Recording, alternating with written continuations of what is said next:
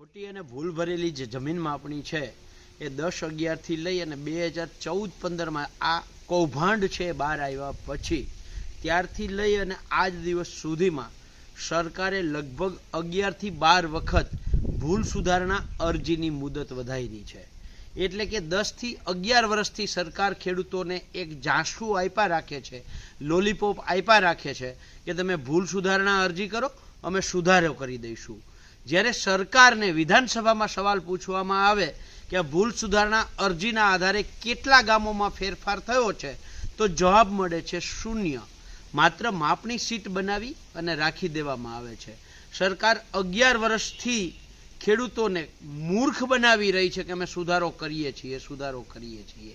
બીજી બાજુ ખેડૂતોને એવું કહેવામાં આવે છે કે તમે બાજુવાળાની સંમતિ લઈને આવો, એટલે ખેડૂતોની વચ્ચે અંદરો અંદર ડખા થાય।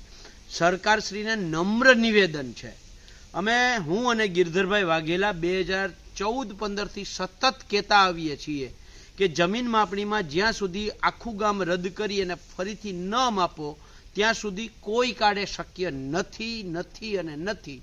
તેમ છતાંય સરકાર છે એ ભૂલ સુધારણા અરજીના નામે 11 વર્ષ કાઢી નાખ્યા છે। આજની તારીખમાં 30/12/2024ના દિવસે સરકારે ફરીથી એક પરિપત્ર કર્યો છે અને 31 ડિસેમ્બર 2025 સુધીનો મુદત વધારો કર્યો છે, પણ આ મુદત વધારો એ આખરી ઉપાય નથી। સરકારને નમ્ર નિવેદન છે કે જે 12,000 ગામો પ્રમોલ્ગેશન થયા છે એ તમામ ગામોને ફરીથી માપી અને ફરીથી પ્રમોલ્ગેશન કરવામાં આવે, આ જ એનો આખરી ઉપાય છે। જો સરકાર આ નહીં સમજે તો અમારે ના છૂટકે ગામે ગામ જઈ ખેડૂતોને ભૂલ સુધારણા અરજી નહીં, જમીન માપણી સંપૂર્ણપણે માફ કરો આવી માગણી સાથે એક પત્ર લઈ અને દરેક જિલ્લાની કલેક્ટર ઓફિસે દરેક જિલ્લાના સામૂહિક રીતે ખેડૂતોને સાથે લઈ અને જવાની ફરજ પડશે।